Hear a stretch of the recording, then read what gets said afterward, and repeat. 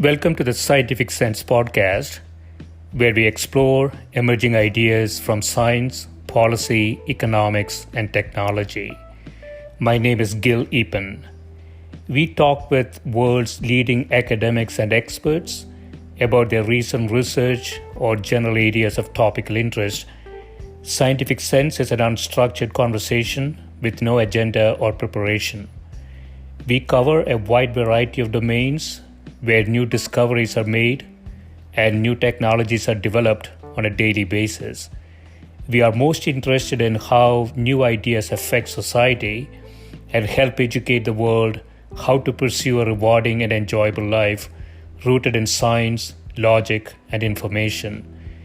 We seek knowledge without boundaries or constraints and provide unedited content of conversations with researchers and leaders who love what they do.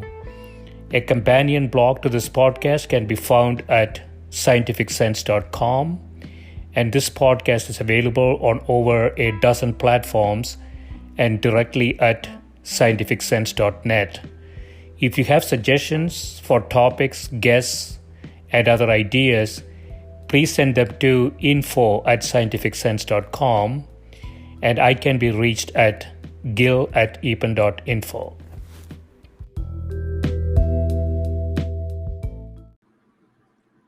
My guest today is Professor Chris Blattman, who is an economist and political scientist at the University of Chicago's Harris School of Public Policy. Welcome, Chris. Thank you. You have, thanks for doing this, Chris. You have done a lot of work in the area of crime and violence, how to think about it both from a policy perspective, but also understanding more about it from an experimental perspective. And I have to say, you are the only guy I know who have traveled to more dangerous places than south side of Chicago. And the funny thing is, a lot of these. I actually don't go anywhere truly dangerous. I wouldn't work in Pakistan and like tribal territories or Afghanistan or Iraq or. It's funny. Yeah, south side of Chicago is not a bad analogy for Liberia or northern Uganda or places like this. They're sort of none of them are very dangerous, to be fair. Yeah. So it's very analogous. And so you have a paper in 2017 entitled "Reducing Crime and Violence: Experimental Evidence from Cognitive Behavioral Therapy in Liberia." And you say we show that a number of non-cognitive skills and preferences, including patience and identity, are malleable in adults, and that investments in them reduce crime and violence. So that makes a lot of intuitive sense, at least on the surface. So what do you mean by non-cognitive skills more broadly? Well, that's an unfortunate phrase that economists have sort of centered on, and so when I'm writing a technical article, I throw that term in. But every skill is a cognitive skill in some sense.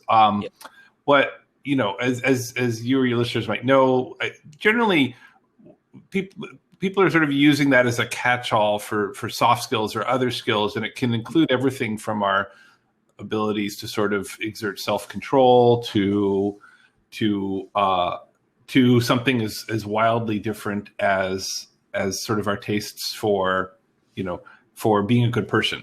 Or our tastes for identifying as a mainstream member of society, and the idea is that all of these aspects of our tastes and our identity and even our self-control is actually something that is under our control, and that relatively, and I think something that like cognitive behavior therapy has shown in just a huge range of aspects of human life is really effective at sort of changing problematic thoughts that lead to problematic behaviors.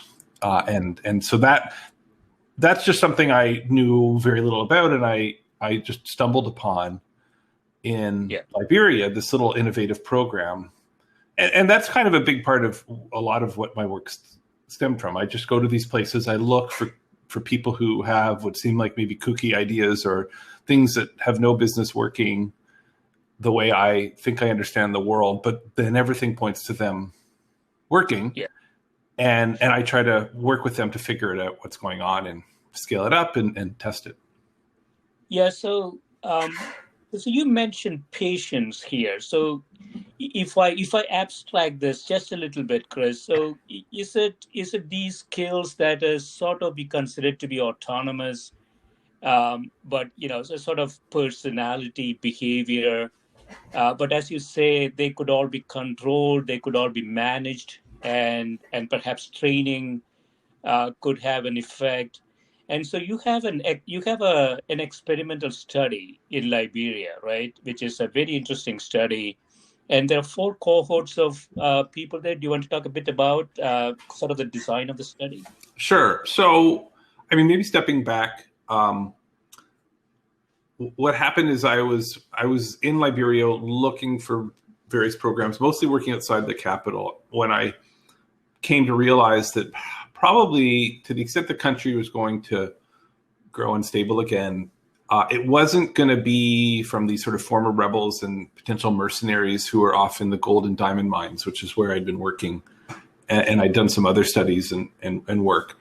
I realized that probably they were going to emerge in the capital part because they were close to the action. It was really easy to mobilize them, and not just into the next war, maybe a war which nearly broke out several times in neighboring Cote d'Ivoire would marshal them, or maybe there'd be election violence, especially around the elections involving President George Weah and so forth. So that seemed like the place for instability. And so I called somebody I knew to show me around, a guy named Johnson Bohr, who could go just about anywhere.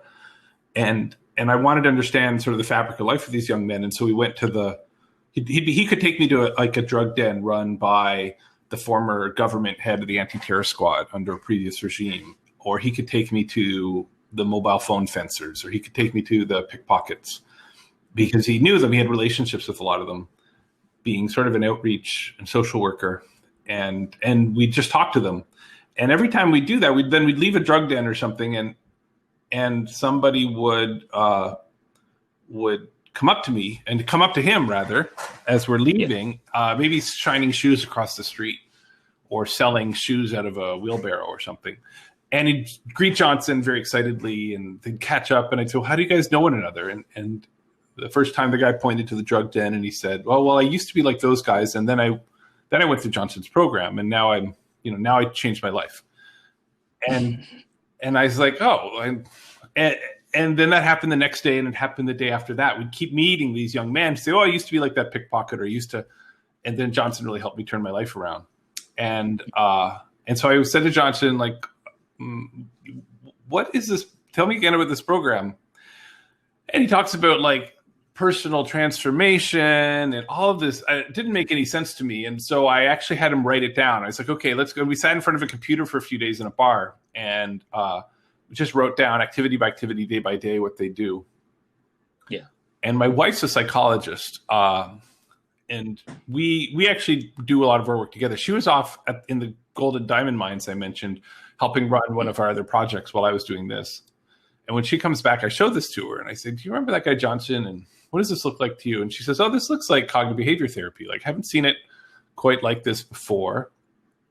But this seems like has echoes of stuff we do in the US. It's just applied to different things. It's applied to being less aggressive and being less criminal and being more of adopting a mainstream identity rather than being a renegade or an outcast. And so that's a good sort of description. They basically spend 8 or 10 weeks in small groups, led by one of the people Johnson's trained, sometimes Johnson, facilitating, basically trying to recognize what their really problematic behaviors are to do with aggression and this identity and this lifestyle they've chosen, and then practicing small ways to sort of think differently or act differently in circumstances. Basically practicing faking being a different kind of person until it becomes second nature, which is something we all do and all have done in our lives. So this is the sort of, I don't know if it's the right term, is Chris, but troubled young people, right? Yeah. Well, we tried doing the most trouble. I mean, these guys weren't just troubled. These guys were like professional stick-up artists or potential mercenaries, and we were sort of deliberately went searching for the people we thought would be the most likely to engage in political violence if it broke out. Okay.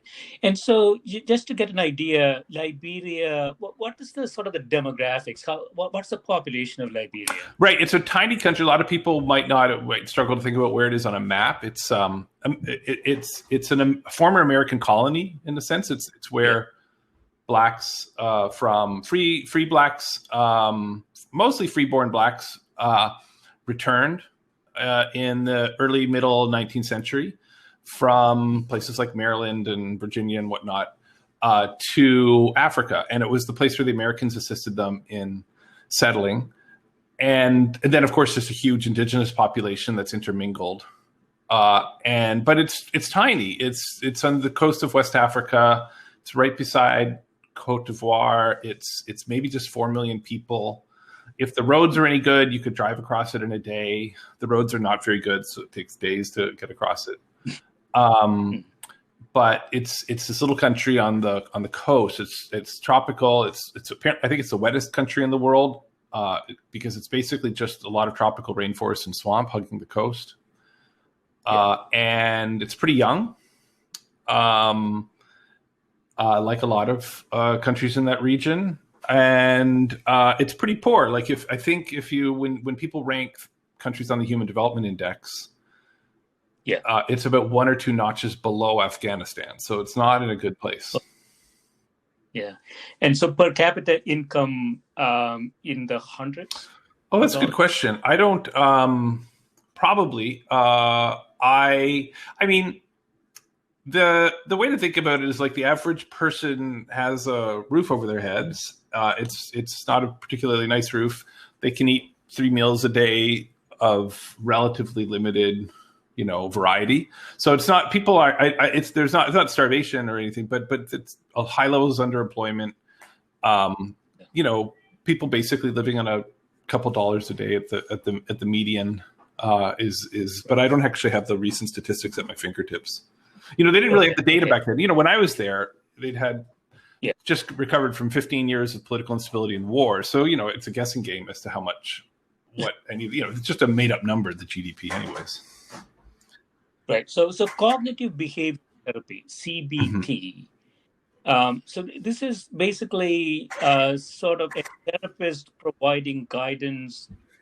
So some sort of a program that they go through. What exactly happens in CBT? Right. Well, so a lot of people are probably familiar with it, even if they don't realize it. I mean, it infects a lot of what we do from kindergarten to everyday therapy. Like if your listener had an anxiety disorder or depression or post-traumatic stress, or I'm actually using an app right now called Noom, which is sort of basically healthy eating habits. And it's all CBT based. It's very explicit about that. All CBT is. It's basically saying, listen, you're doing this as a problem. You're either getting anxious and not able to sleep, or you're eating too many calories. And basically, there are some simple habits that if you learn to sort of recognize the urges and think about them differently, then you're going to be able to change your behavior. And you're just going to, for the next 12 or 15 or 20 weeks, practice these little things, take these baby steps, try to become really conscious of the thing that's driving this problematic behavior, these automatic thoughts and these sorts of reactions that you're having. And you're going to train yourself to recognize them and act differently. And it works pretty well. There's tons of evidence for a lot of these disorders, not sort of problematic behaviors, that it's helpful. It's not helpful for everything. I think it doesn't work that well for drug addiction, for example. And this was just applied to a different kind of problematic behavior, which is that these guys are getting into fights on the street and they are robbing people and they are tempted to join a conflict, and they sort of recognize that this is, the key is they're not very happy in the state of life. If there was some counterculture that really celebrated their outcast status, then maybe they'd think this is great, and especially if they made a lot of money at it. But they don't. There's a really bad life, and they know it. And they just don't realize that anything else is possible. And Johnson comes along. He says, listen, actually, a lot of things you're doing are just bad thinking and bad habits. And I'm going to help you recognize that and practice some habits that help you basically be a normal person. And you don't believe me, but you're going to fake it for a while, and then you're going to realize you can get away with it, and that you can fool yourself, you can fool other people, and we're all just fooling each other. into thinking we're like normal, and I just need to sort of like give you the way, and that's basically it. And yeah. Yeah. So it seems like this is a good thing, right, Chris? So you set out to actually test this in a randomized trial, right? So it seemed like plausible, and I was happy that there was lots of like whether or not it lasts, whether or not there's big effects, whether or not it can really help guys who are as badly off as these guys are really close to the edge of everything. They're close to the edge of extreme violence. They're close to the edge of extreme poverty. It wasn't clear that this could actually help them, especially since they were so far gone, it seemed. And so we ended up scaling it up, and so over several cohorts, because it just took a long time to raise the money. It was super complex, and just the capacity to run this program was hard. But over the course of a couple of years, we identified 1,000 of these really high-risk young men, and half got the CBT, half did not, in groups of about 20. And then we also cross-hatched a different intervention, which is where we just gave them a cash grant of $200. So some people ended up getting the grant, some people ended up getting CBT only, some people got both, some people got neither. And the reason for the grant was because we wanted to think about this was the clear constraint. Every time you said, like, what's stopping you from being like that guy over there shining shoes? And they'd say, well, I just don't, where am I going to get that? That whole setup costs whatever, maybe it costs $75. He's also dressed nicely. He's got a haircut. He has a place to sleep at night. Like, I just need a little money to make money. And so basically they were saying, I'm credit constrained. No one will lend me money. I don't have the money. I have nowhere to save it. And if I could get there, then I'd get off on this I'd be in this different equilibrium. I'd be okay. And which is possible. And of course, there's a chance that they would interact and mutually reinforce one another. So we ran this big trial with both interventions over the course, and then we followed them up a couple months after the program and grant, and we followed them up a year and a bit later, and we're actually in the field right now, following them up after 10 years. Oh wow! Okay, and so in the very tactical sense, what did you find? So there are 4 cohorts of people here. So those who received CBT and $200. Right. So the short answer, short answer is the guys everybody who got the CBT turned their life around in the short run. So within a couple months, we saw a big drop, like maybe 50% reductions in crime and violence. And it was evident also, like, they were dressing differently, they were talking differently, they were just thinking about themselves differently. And the same was true in the first couple months with the people who got the cash grant. So they had also been able to start something. They started selling goods on the side of the road in the market or something very basic. And they weren't making a lot of money, but they were doing a bit better. And so everybody was ahead of the control group that got neither. And then after a year, though, basically everyone had I want to say, so first of all, people had reverted in the sense that it's not that they'd fallen back all the way, because we caught them at their lowest point. So a lot of the people in the control group are also doing better over time, right? Because we're just catching people by construction at their lowest point.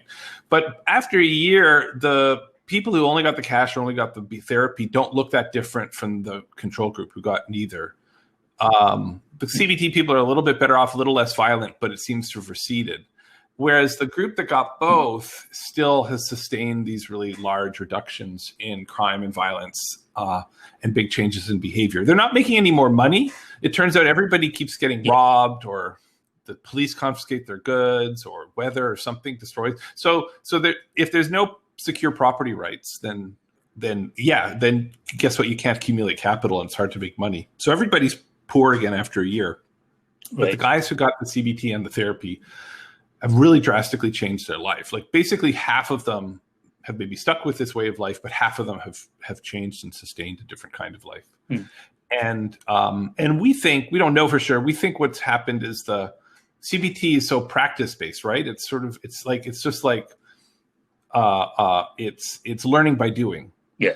And and we think what the grant did is after you did the CBT, it just sort of helped you keep practicing that different life for a bit longer, for maybe a few months longer. And then, within 6 months, the money's gone because of the flood or the police confiscation or you're robbed. But you had that 6 months where you were getting up every morning and pretending to be a normal guy with a normal business, and a 6 months where you didn't have to think about going back to robbery or muggings to sort of just eat your next meal. And so it just sort of had this buffer zone, if you will, that helped you solidify this new life. Yeah, and whether it sticks, we'll see. I don't know what to expect long run. Yeah, I mean, it's so interesting, Chris. So if I understand this correctly, both CBT and the grant and the money had beneficial effects in the very short run. Maybe the money a little bit higher than CBT. Mm-hmm. But when you have both of them, it seems to have reinforcing effect that continues longer. And so this has some policy implications, right? So, it seems to me without those initial conditions set, if I understand this correctly, Chris, it's very difficult to sustain the behavioral change that they may have acquired. But with capital constraints continuing as before, they just revert back very, very quickly. Yeah. So my understanding, first of all, there's not a lot of long-term studies of CBT in general, even when it's anxiety or phobias or the normal things it's applied to. But my sense is that people think that CBT should be effective long-term for a lot of things. It's often more effective or more sustained when people have booster sessions or other things to reinforce them along the way. So, but there's a sense that it might fade away a bit over time, but that you can boost it over time. So the cash was like a big booster in some ways. Yeah. So it might have been, had we done this differently, that with booster sessions and some additional support, the CBT could have been more lasting. That's a totally reasonable hypothesis. It might be that this fades faster than some kinds of CBT treatments because these guys, if I have like a spider phobia and you help me get over my spider phobia through CBT, then it's not like the spider fear is like exerting this gravitational pull back to being fearful of spiders. And I'm just going to turn a corner one day and I'm going to get attacked by 40 spiders. And that's just going to reignite my fear. Like that just doesn't happen. Right. So it's not surprising that like a spider phobia is a pretty, that's a pretty permanent fix. But, their lifestyle, all of their friends, a lot of their social network are still in that life. When they inevitably have a bad few weeks and they're hungry, that old life bears, sort of calls and is an option. And so I think there is this more of a gravitational pull. So it's not surprising to me that this is more aggressive over time.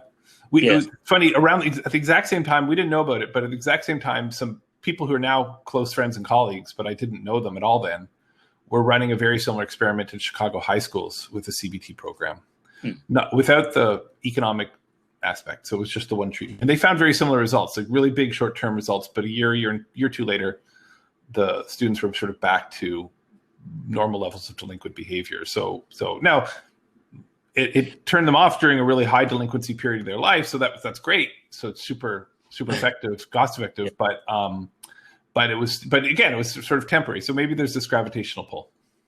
Yeah, I wondered if there is some sort of an environmental effect, Chris. I mean, it's difficult to test because, it'll be much bigger experiment. What I mean by environmental effect is if your friends are all in the program, then you can measure something. But if some of your friends are and some of your friends are not, then the gravitational pull that you talk about is probably a lot higher, right? Yeah, there are probably these network effects. Absolutely. I have a student who started. She started as a student of these people who ran the Chicago study, and then when I arrived in Chicago, she adopted me as part of her committee. And she'd already been working on something where she was looking at the effects on siblings of getting treated, or also just of whether or not you get treated, how that affects your sibling.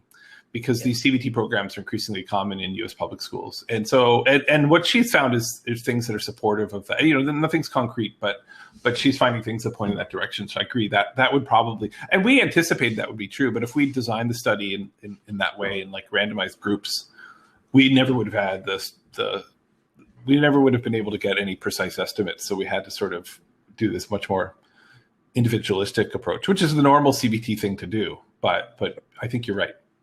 Yeah. I want to go into one of your recent papers, which is more looking at the economic aspect of it. So the long-term impacts of grants on poverty, 9-year evidence from Uganda's Youth Opportunities Program. So this is in 2008, Uganda gave $400 per person to thousands of young people to help them start skilled trades, work more, and raise incomes. You say your observation here 4 years on, an experimental evaluation found grants raised work by 17% and earnings by 38%. But again, disappointingly, after 9 years, we find these gains have dissipated. There's a lot of talk around, it's not completely related to this, but minimum guaranteed income. Right. In developed countries, we can take anything from this experiment in that direction. But you want to talk a bit about the experiment and why we are finding these things sort of disappear after some period of time. Right. So there's sort of like, you can kind of see the echoes of this in the later Liberia study, which I designed 5 or 6 years later. So I was in northern Uganda, which was a politically unstable place for various reasons for many years. I was working in the area most affected by a war, but there was a lot of cattle banditry. There were some refugees from Sudan.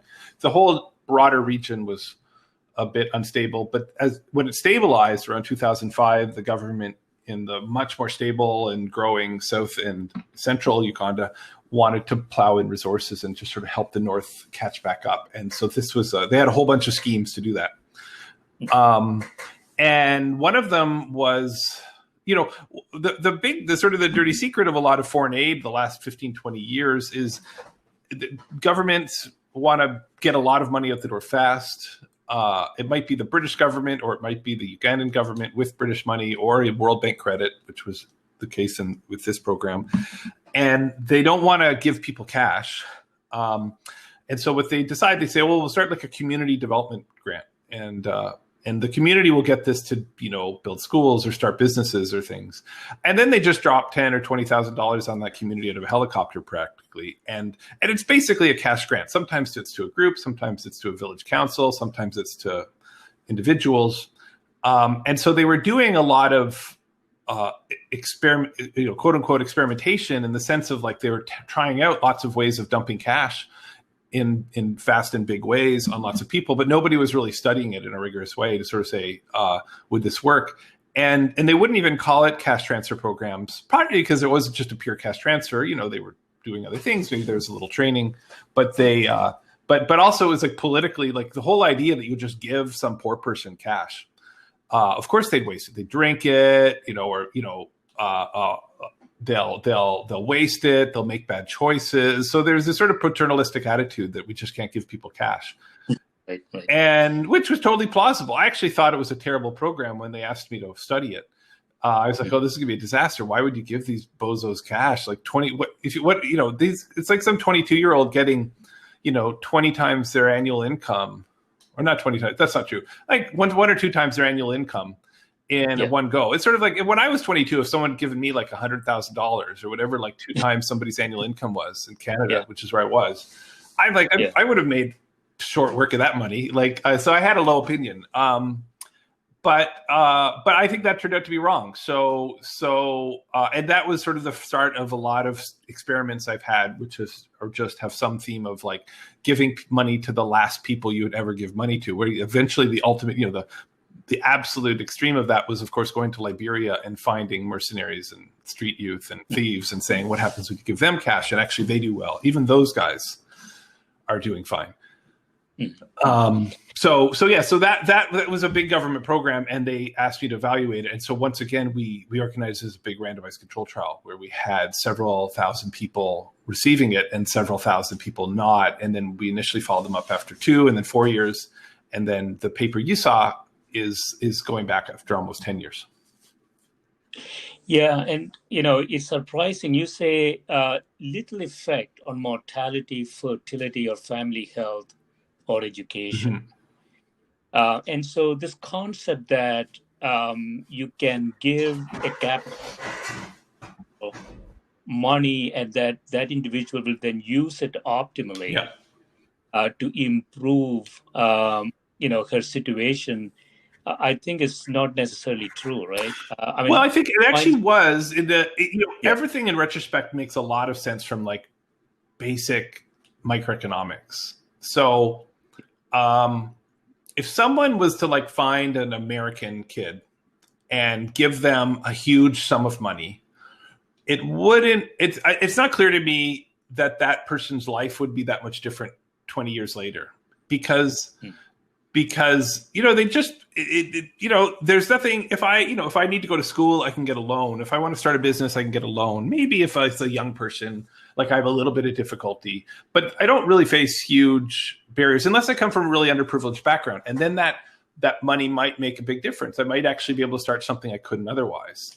And in the short run, I would look really different than my peers, but only if I was coming from a place where that money was like solving a problem I had.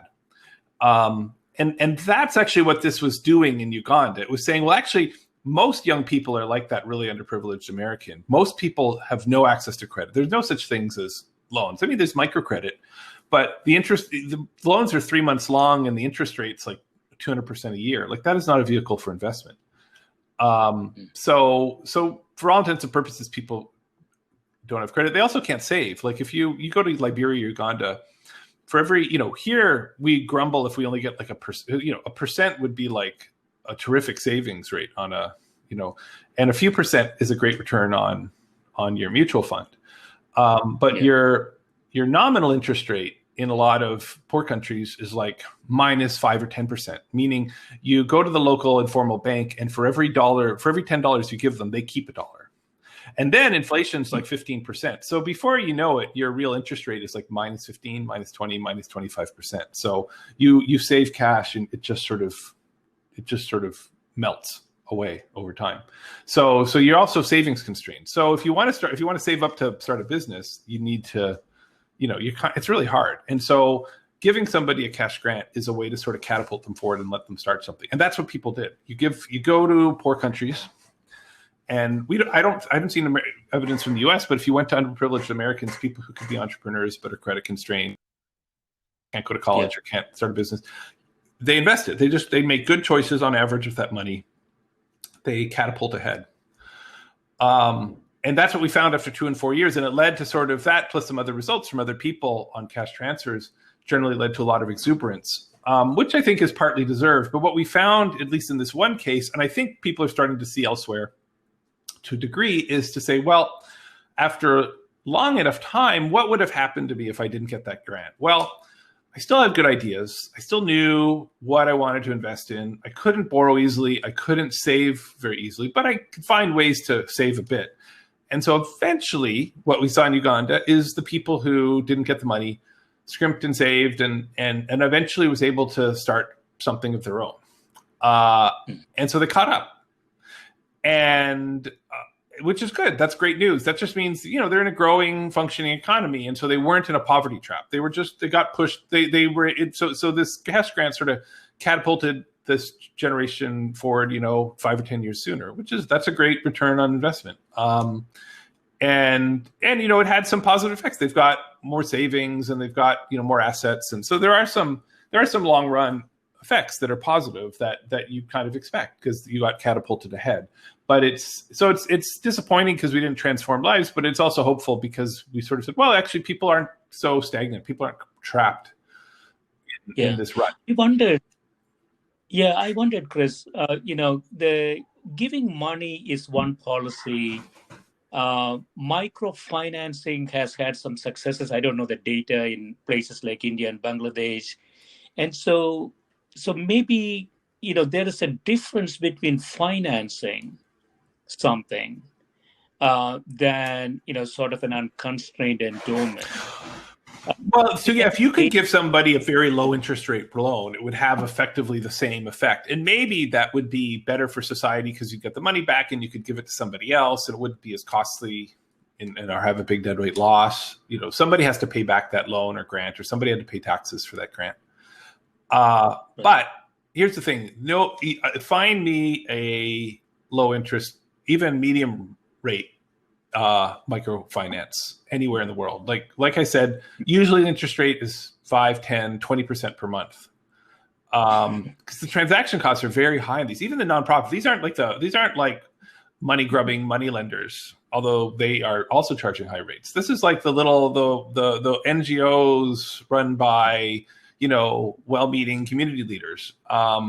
That's just how much it seems to cost to run these loans because of transactions costs. I don't know. I've never studied it in depth. And so as a result, microcredit very seldom is an investment vehicle, and very seldom, there's almost no studies that show microcredit has a effect on poverty.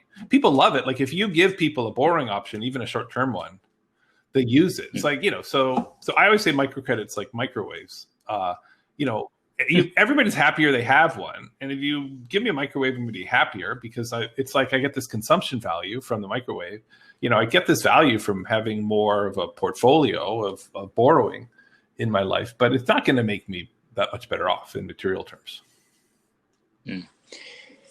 Okay, so we'll take a quick break, Chris. When we come back, we talk about a different item, that's gangs. Great. Okay, talk to you soon.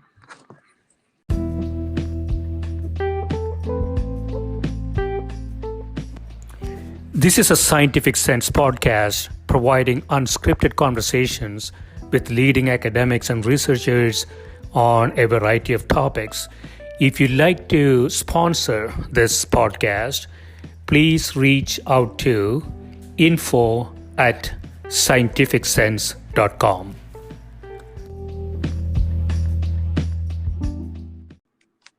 So we are back. Chris, we were talking about some of the experimental randomized trials that you have conducted in different countries, in Liberia and Uganda specifically, looking at therapies, cognitive behavioral therapy, as well as cash, given to people to reduce the issue of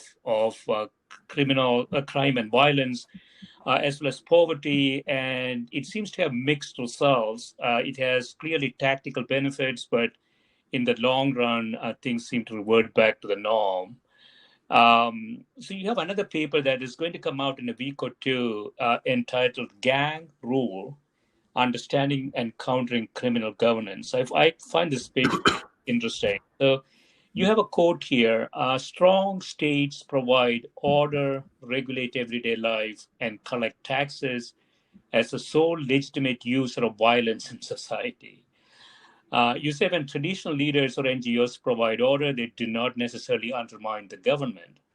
Far more threatening to state capacity and legitimacy are armed and hostile actors who settle disputes, police, and tax. And so you have some examples here in some countries where gangs actually provide these services that we expect from governments. And presumably, Chris, in some of these cases, they might be more efficient in providing the services. Mm-hmm.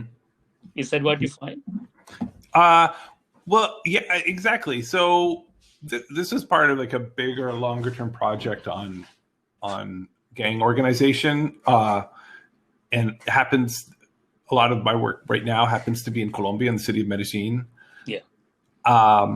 And it came partly. I went there. I had kids, and then it's very hard to work in Africa when you can't bring your kids to Liberia or northern Uganda. It's totally safe. There's just no hospitals, so I don't really want to bring the kids.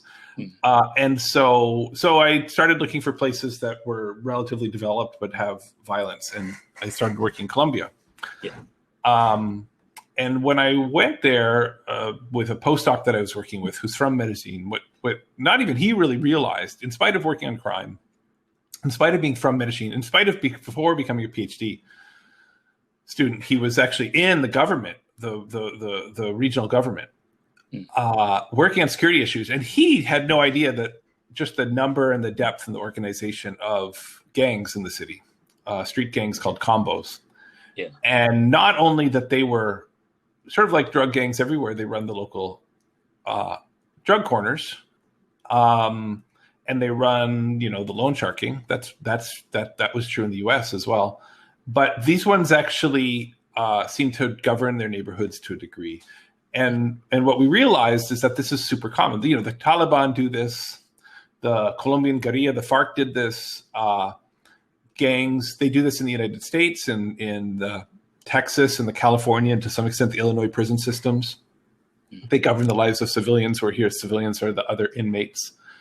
It's in Rio, it's in El Salvador. So it's a really common phenomenon for these non-state armed groups to govern. And so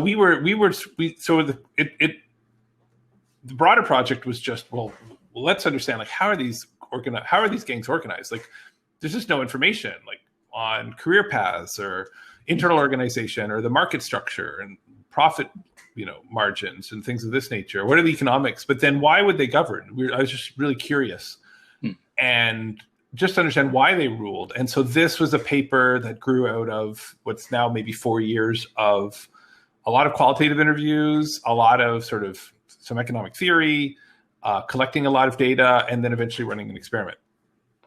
Yeah. And so what are the answers to this question? So why do they govern? Why do they settle disputes? Is it just more like they have a captured market and they want to keep order in that market so they can extract some rents, or what is underlying? Right. Well, there's a few motives. So I mean, one of the things is they don't do all sorts of. There's lots of governance, right? So what do we think of as governance? Well, one thing would be infrastructure, right? Well, they don't provide infrastructure. The government provides infrastructure, but they're not providing these big, expensive public goods. And they're not doing like collective decision making and coordination problems. Like, where do we put the garbage? Where do we put the dog poop? Like, how do we solve these sort of collective problems that we have? They're not doing that either. They're actually focused on and this is true of a lot of these armed groups everywhere. They focus on a narrow kind of governance. They focus on protection services. And protection, by that I mean dispute resolution. So you have to evict a tenant, your neighbor's playing the music too loud, somebody owes you money, somebody's harassing your store. Like, there's just sort of like, there's basically dispute resolution. Security and policing, crime reporting, dealing just a lot of street disorder as well. So they're basically selling protection, and protection is a problem. And you can make money from selling private goods. I could sell beer, I could sell cigarettes, I could sell sell loans, and I can sell protection. And so it's just a private good that they can sell. And it's certainly helpful if you have a comparative advantage in coercion and basically roughing people up, which they've developed for their other business lines. And so it's sort of a natural thing for them to go into that they can make money from. So there's this sort of just basic, just like any other business, they set a price, and the state sets a price, and they compete with the state to sell protection. So and we thought it was more limited to that, but then we sort of, a lot of the papers about uncovering how that's actually kind of a minor motive, and how there are these actually other motives that sort of drive their need to govern. So the mechanics of that, Chris, just for my own understanding. So is the price like tax that everybody is paying the same amount or same percentage or whatever, or is there a transaction price? Right. So in Medellin, sometimes they call them security fees or surveillance fees. Other times they call them vacuna, which is literally translated means vaccine. And you can so some of it's fee for service. Like if you have somebody you need to evict, or you have a debt you need to collect, or you have a neighbor with a noise complaint, and I come and you call me and I solve that for you, then I just charge you a fee, sort of like a court fee or just any kind of fee for service. But mostly and that fee they'll set, it's totally arbitrary, how much they think you can pay, your relationship with them, it's very informal. Most of what they collect is in the form of these security fees. You can think of it like a weekly subscription. Yeah. Payment. And so, I subscribe to Apple Music, but if I have a store and live in Medellin, maybe I subscribe to the combo. And that just means I can call them and they'll take care of problems without maybe charging me fees, and they'll keep their eye on the street. They don't charge everybody. They'll charge if they choose to enter that business line in a neighborhood. They may only provide it on some streets and not others, and they might not charge everybody on the street because I might be connected to you, or I might be connected to the police, or I might just refuse to talk to the combo and willing to. And they just don't. They think it's not worth the bother. So it's maybe 20 or 30 or 40% of businesses might pay, but it's really very. Is there multiple service providers in the same markets? So usually we think of it as the way we sort of try to analyze it through the lens of like these old duopolistic models of competition that I learned, in grad school and never looked at again, but have relearned. So typically the state and the combo, the combo has a local monopoly on its drugs, and no other combos operate in its territory.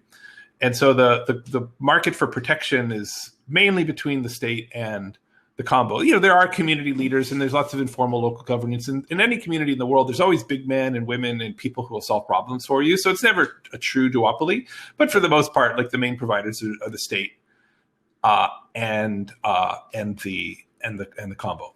Okay, and so they have sort of territorial monopolies, except for the government, of course. And you mentioned, Chris, that the real incentives are something different than an economic motive. So it is sort of an economic motive, but it's like an indirect benefit. Economists would call it an externality or spillover from other business lines. So basically, there's several things that are driving it. The big one is just the fact that that providing order helps them make more money at their other businesses. And so, because the state is predating on their drug markets and the state is predating on their loan sharking and so forth, and you need two things. One is you don't want the police to have an excuse to come into the neighborhood, because every time they come around, maybe they'll shake you down or they'll see your drug corner or something. And so you have an incentive to provide order just so that the police don't have an excuse to come around. But you also want civilian loyalties. In the insurgency literature, they call this hearts and minds, but we just sort of think of it more as a loyalty, which is to say that when the cops come around, you want one gang leader told us, you want the civilians to hide you, and you want them not to tell the cops where you are, and you want them not to give the cops any information. And if you take care of business and you keep them happy, then they'll tolerate you and they'll support you, and they might even hide you from the police, and they certainly won't collaborate. And so basically, there's this sort of externality on this other business where you can kind of think of the state and the gang are in a contest to control this drug market. One wants to get rid of it. One wants to exploit it and charge monopoly prices. And so provide this governance, they provide because it has this positive spillover, which helps explain why a lot of gangs provide the services without even charging much of vacuna. And it also helps explain why they wouldn't necessarily charge everybody or make such big investments to charge so many people. It's because they don't want to, they want to have enough to sort of make it worth their while, sort of maybe meet their costs, but they also charge a fee because they don't want to be overconsumed. Like, if it was free, everybody would get them to govern everything. So it's sort of a way to ration their service. But a lot of them tell us they're mainly doing it for this, to sort of help this other market. Yeah. Did you get some insights into how they're structured? Is it like a mafia structure, or it's an LLC with members, or how the profits divvied up? Yeah. So that's another paper which we hope to have out later this year, where we're collecting data. We've been developing. We've got contacts in about 40 of these organizations. Usually, we've met at least one leader or middle-ranking member, and we're collecting this kind of information. So they are, I wouldn't call them like autocratic organizations entirely. Like they definitely have a leadership structure. The guys at the top are the bosses, but who are you to control this neighborhood? We're all 15 of us or all 25 of us in this combo are are from the same neighborhood, and you're smarter and you're more talented, and you worked your way up to the top, so you're the coordinator, which is what they call the leader. But we all have some legitimacy, and so I think that constrains the extent to which this one person makes all the decisions and monopolizes the profit. So there is a certain amount of cooperative decision making and a lot of profit sharing. So the coordinator gets a lot of money. The coordinators are some of the best paid people in the city. But the 21-year-old or the 18-year-old who's running the drug corner, or who's just even some cog in the drug corner, is also getting paid really well, much more than the marginal cost. Much more than what their outside option is available. And I think it's partly because they can make this. Partly it's a moral claim, but partly it's also just a coup threat. Like, I've got to share the rents. Not equally, but not too unequally in the organization to avoid an uprising. Yeah, so that's interesting. So it's more like a company, like an LLC with managing partners and so on. Maybe they have different equity stakes in the organization, but it sounds to me that it's more like a market organization rather than a mafia.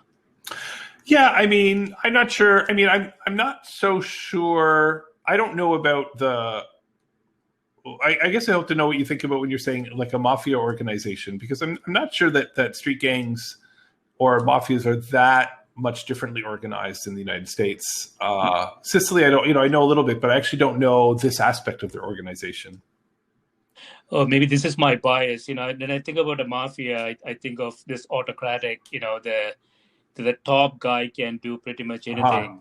I'm not sure that's true. I mean, so here's the thing, like in a firm, it's I think they tend to be, and I can't speak for sure to the Sicilian American mafia because I just know a little bit. But if I like run a company, there's a set of well-defined property rights that sort of make me the boss, right? The shareholders own the company. They have all the voting rights. They make me the CEO.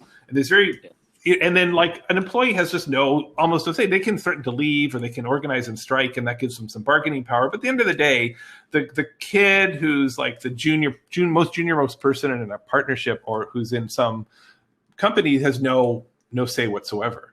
But there's nobody enforcing your coordinatorship. There's no laws or external body of rules to sort of support your leadership of this organization. You only lead because everybody consents to let you lead.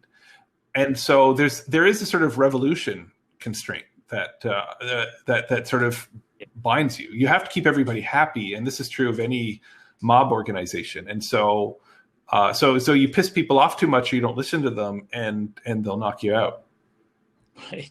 Yeah. So there is a sort of a risk sharing happening, right? So anybody can basically sell you out if they're pissed off. Yeah. So the way they build property rights over these organizations, and I think this is probably true in the U.S. and Sicily as well, is you can kind of collude as a set of leaders to sort of decide that we're going to support one another and we're not going to support, let's say, rebellions. And so if you could say, if I'm like a junior member of a group and I like kill my leader and I try to take power in a coup, then it could be that all the other armed groups, have made commitments in some way to like exclude me or to make that unattractive. And that's a way of providing some property rights for the leaders and some security and then letting the leaders get richer at the sort of the general member's expense. And that happens to a degree. There's an element of that. There is like a big hierarchy of crime. There's a lot of groups. There's a lot of collusion in Medellin as well. But still, you have a lot of bargaining power as a junior or middle ranking member. Yeah. This is not a bad thing for the state, right? So do we have examples where, the state basically decided this is how they're going to govern? In other words, that they're going to have 18 gangs that are given sort of local monopoly to manage those spaces, and the state itself step in only if there is an issue that they cannot really solve. Well, so in a very short run sense, so it's certainly true that if you're a mayor and you come in, it does not make a lot of sense to like mess with this system because you have a term limit of 1 term. And so you're going to be out in 4 years. And if you take on these gangs, there's just going to be a lot of violence and a lot of people are going to get killed and it's going to be a big hassle. But long run, this is not a good system for a few reasons. I mean, first of all, there's no rule of law here in their governing. Like, it's sort of like, the gang solves the dispute of the person who pays the most or who's the best connected to them. So it's not the kind of egalitarian governance that we want.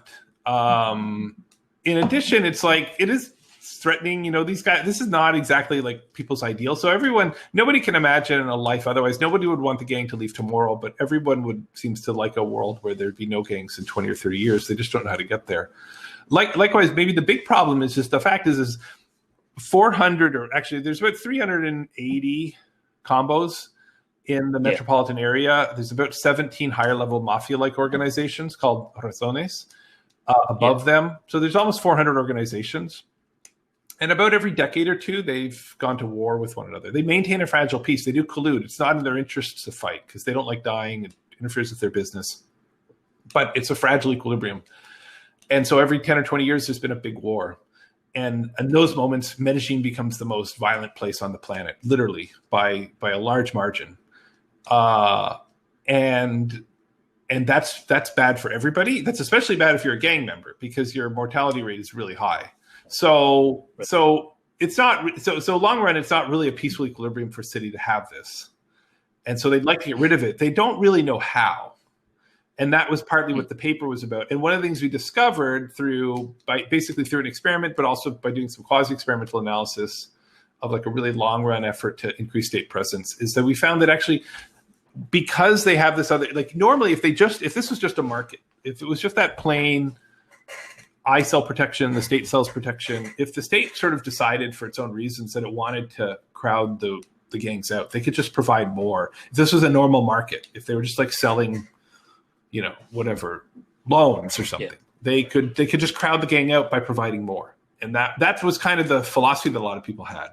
And I think the main thing we found from this paper is actually once they have this other motive, it's not so clear. It's actually going to hinder your crowding out. And if their other motive is strong enough, the more you push, the more they're going to push back. And actually what we find a lot of evidence to suggest that if the state tries to crowd the gangs out by governing better and governing more, then at the very least that has no effect on the combo's incentive to rule. And if anything, it pushes in the opposite direction. So over a 30-year horizon, in some neighborhoods, when the state got 20% better at governing, so did the combo. And so there was no change in relative state governance. So once they're established and they have these incentives, it can be really hard to crowd them out in this conventional way. Yeah, I mean, from a consumer's perspective, they could provide free services. They could provide a higher level of service, perhaps, compared to the state. So they can always differentiate, I would imagine. Do we have any insights into coming back closer to home, to Chicago? Do we have any insights? Chicago also suffers from, not to this extent, but gang-related issues. Is there anything that we can say in that market? Yeah, so I've been interested in reading more about what has worked or what people think. So there isn't really a systematic body of knowledge where people have collected how to get out of this. Actually, there's some, but it's surprisingly fragmented. What Chicago did was sort of adopt a strategy of cut off the head. So they had these it was very similar. They had they had these mafia-like organizations that were the super gangs, like the Black Pistones and the Gangster Disciples and the Vice Lords are three of the there's several, but three of the sort of super organizations that encompassed all the street gangs, which are more like the combos. And there are hundreds of these street gangs, which were sort of organized themselves under these umbrellas. So it's very much like it's organized in Medellin. They didn't govern the civilians so much, so they may not have had those incentives. And what the government took the same strategy they took with the mob, which was to basically just cut off the heads. And that the problem is that at the end of the day, the mob's fundamental business lines were kind of fading. Like the mob made money from lotteries, and the mob made money from, like, they ran numbers games and loan sharking, they bootlegging, a few other things. They ran the like labor rackets. All of those are in decline by the 1970s or 80s. A lot of their business lines had their heyday 50, 60, 70, 80 years ago or longer. And so when you knocked out the heads, it wasn't like there was a fundamental market reason for the mob to be there. And so that worked pretty well. They just put everybody in jail, made it very difficult for they basically changed the laws to put people away for a long time, make it easier to arrest them. And that really weakened the mob. The problem with applying that to street gangs, in my view, this is just me making stuff up, but my view, the problem this didn't really work for street gangs is because their main market is retail drugs. And there's still a market for retail drugs. You cut off the head, people still want to buy marijuana. You cut off the head, people still want to buy Coke or whatever, whatever now it's pills, whatever they're buying. And so there's a huge market there. So there's always a reason for some organization to exist. But if you cut off the heads for 20 years, then what you've got is a bunch of 16-year-olds with guns with no leadership. And everybody's afraid to stick their head up and organize these guys because they're not that organized and they're kind of violent. And because if they stick up their head and try to organize them, then they get their head cut off. And so what you end up having is a large number of really disorganized, they don't even call them gangs. Like the old guys that I know here in Chicago who used to run some of these gangs, because I've now got a big project in Chicago. With the thing we were doing in Liberia with the CBT, we're actually running in Chicago right now with these high-risk guys.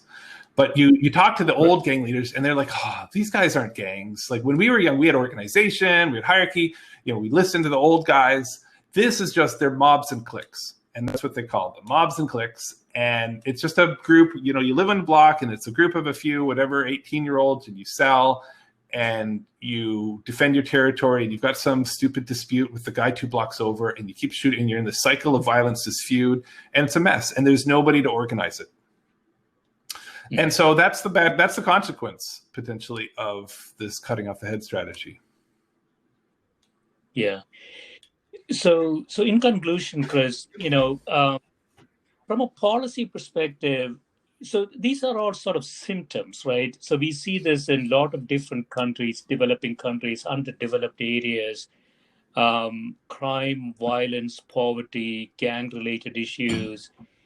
What would be, you have done a lot of work in this area. So from a policy perspective, what would be sort of the 1, 2, 3 things that you'll focus on to sort of clean up, so to speak, an area? Well, so I think there's not a whole lot you can do if there's a fundamental market that these organizations are serving. You can try to stifle them or make them more disorganized. You can lock them up, but then you get the sort of the Chicago situation, which is, there's just a lot of disorganized violence, but at least there's no real organized crime anymore. And so maybe that's an improvement. I don't think you can take that strategy unless you do what they did with the mob, which is at the same time that you're cracking down on the mob, or shortly before you crack down on the mob, you undermine their businesses. You run a bunch of state lotteries. So you go from, you no longer let them be the monopolist for the numbers racket, or you get rid of prohibition and you allow the legal sale of alcohol, and you provide consumer credit. You invent the credit card, right? And so these are things that sort of undermine the basic reason for these businesses to exist. And you weaken labor unions, whether that's intentional or not, but that was just a set of economic changes that happened. And so the labor rackets go down. So if you eliminate their economic reason to be, and then you crack down hard, and then they'll go away. I think that's like an oversimplistic story for the mob in the United States. It's one I find plausible. So in Medellin or Chicago, if you're going to keep drugs illegal and crack down on leaders, then the problem's not going to totally go away.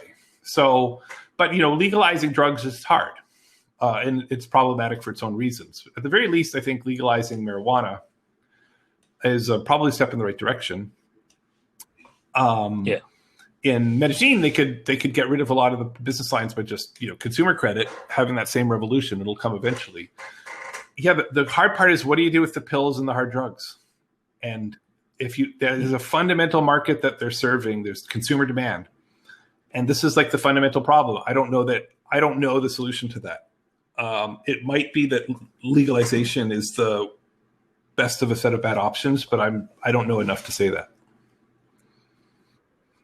Yeah, because so conceptually what you're saying, Chris, is you have to disrupt the markets. You have to disrupt their incentives in some fashion to take care of it, right? So going there's back so much to, money to be made. sort of a small, yeah.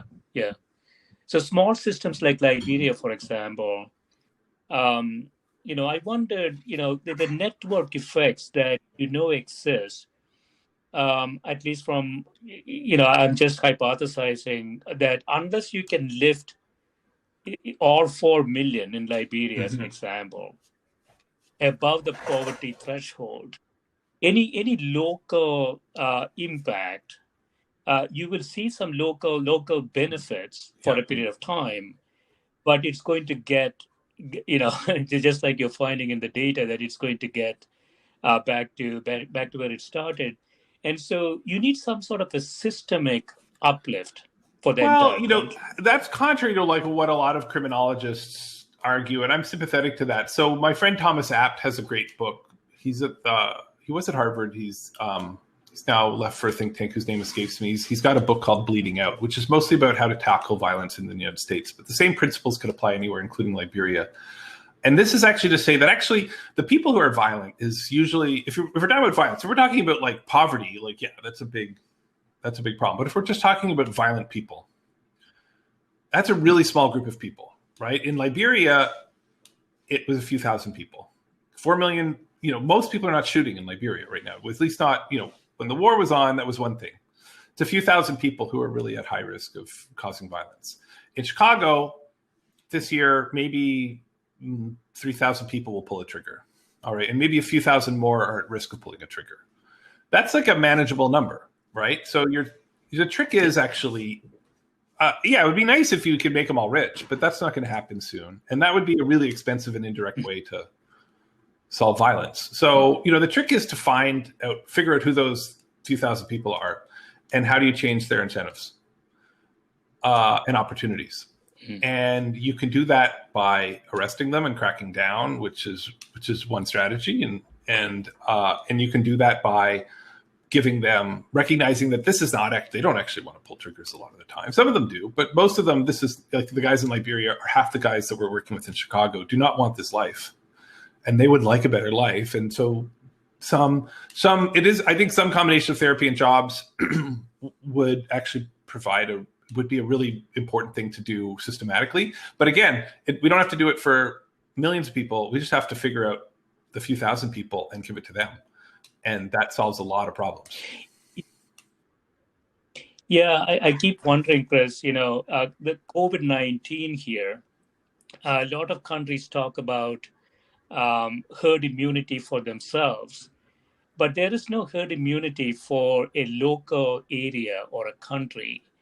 Analogously, I would say, even if those numbers are small, if you're missing 10, 15, 20% of them, I wonder vaccinating 80% actually get you to a stable position in the long run. I just wonder. Yeah, it's an interesting point. So I think it depends what we're talking about. If we're talking about relatively disorganized groups killing one another, which is what you had in Liberia and what you have to some degree in Chicago. Here in Chicago, it's because they were systematically deleaderized, whatever the word is. And in Liberia, it's because they were never organized really to begin with. So I think it's pretty straightforward. Like most of these people, they don't really have a strong incentive to lead this life. And so I think you take one person out and you might even have a more than proportional benefit rather than a less than proportional benefit, because they're not starting these cycles of violence and these feuds that characterize a lot of this kind of behavior, especially among young men. Right. So I think that's actually quite hopeful that you can have marginal effects that are quite large. Yeah. So scale is needed. So you could argue completely against what I was saying, which is you could get to herd immunity at 80% because other 20% won't have a viable strategy to really Or they perpetuate might, what they but are at least doing. you've taken care of 80% of the homicide. Big deal, right? Like that's a victory. Like taking care of 10% of the homicides is like a huge victory. So, like take Liberia the program in Liberia cost $500. We could make it a lot better Yeah. for say $1,000. And let's say there's 3,000 guys in the country who are really problematic. That's cheap. We're not talking a few $1,000,000. Now finding them is hard, but we've been able to do it. They're actually not that hard. People know in their community who the guy, like people know who the dangerous guy is. Like everybody's got an interest in knowing who the problem guy is, and they usually do not mind if you like help them turn their life around. Some people will be like, I can't believe you gave him $1,000 program. Why did they get it? Not me. Most people are like, thank God you dealt with that guy because that guy made me so freaky. And including members of his own gang. Like most gang members don't pull a trigger. Most people don't like to shoot. And the guy who's shooting for the gang, sometimes it's useful for the gang, but sometimes the people are just like, oh man, like he's just really screwing this up for all of us. Like we all feel insecure because so-and-so is like starting this feud with the gang next door. So there's an element of that. Most people don't like to live lives of violence and insecurity, including people in gangs. And so anyways, it's just to say, it's not that hard. But in Liberia, a few $1,000,000 a year would go a long way towards making the country like getting rid of a lot of the killings and there's not much homicide. A lot of it's like armed robbery, some home invasions. It's actually crime levels are very low compared to say some American cities. I think it's working. It's a lot more expensive in the United States because it's about 50 times more expensive because people make like 50 times as much. So like the program we're running here, I think is probably for identifying these really high risk guys and delivering like a year and a half of CBT and services. And it's like $35,000, which is not cheap, but it's cheaper than homicide. So you would say these are solvable problems with very little investment. And it could be something that I don't know if foundations really look at this, as a solvable problem. Most often they look at poverty as sort of a disease that's affecting a very large population. But wouldn't you say that in small systems like this, with very little investment, you could completely? Well, I wouldn't say completely. I mean, let's wait to see. I mean, the effects of this did wear off after a year and a half or so. I mean, probably. Like we'll find out with the 10-year study. And the early results from our Chicago stuff is that this is not like a magic solution. Like I think it helps a lot of people. Like I guess the thing I would say there's a high social return on an investment, at least for a couple of years on these investments. Such that like if you could spend $35,000 a year on 1,000 or 2,000 or 3,000 men in Chicago, and if that just eliminates 20 homicides, which I think it does, that's kind of what we're seeing, but we'll see. It's early in the study.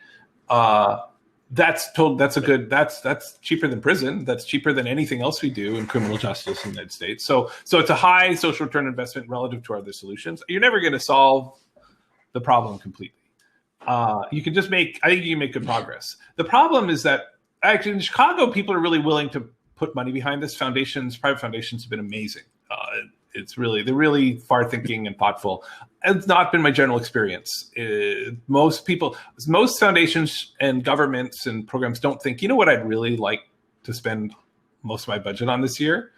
The street thugs. Those are the guys. I'm going to really be able to sell that to my boss. And you know what? I'm going to, because my boss, your boss is like, would rather you go and find some village for poor women or children or, like photogenic or people who feel like they deserve it, right? These guys aren't deserving in anybody's imagination, and they're not. But I mean, well, in some ways they are. They're victims as well in a lot of cases. But they don't evoke sympathy. And so you have to And then you just have to do it every year for like the next crop of violent 20-year-olds.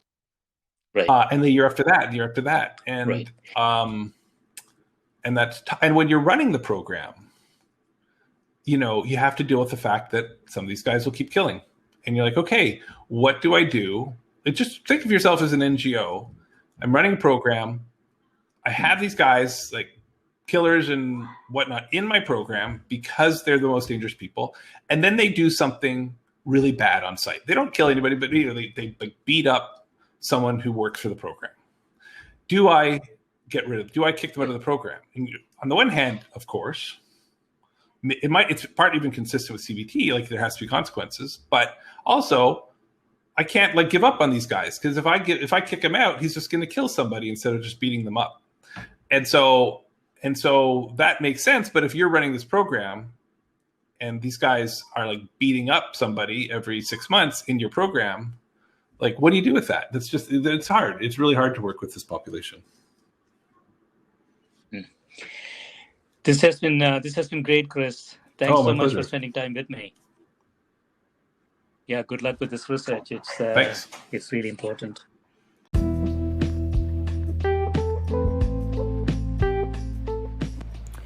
This is a Scientific Sense podcast providing unscripted conversations with leading academics and researchers on a variety of topics.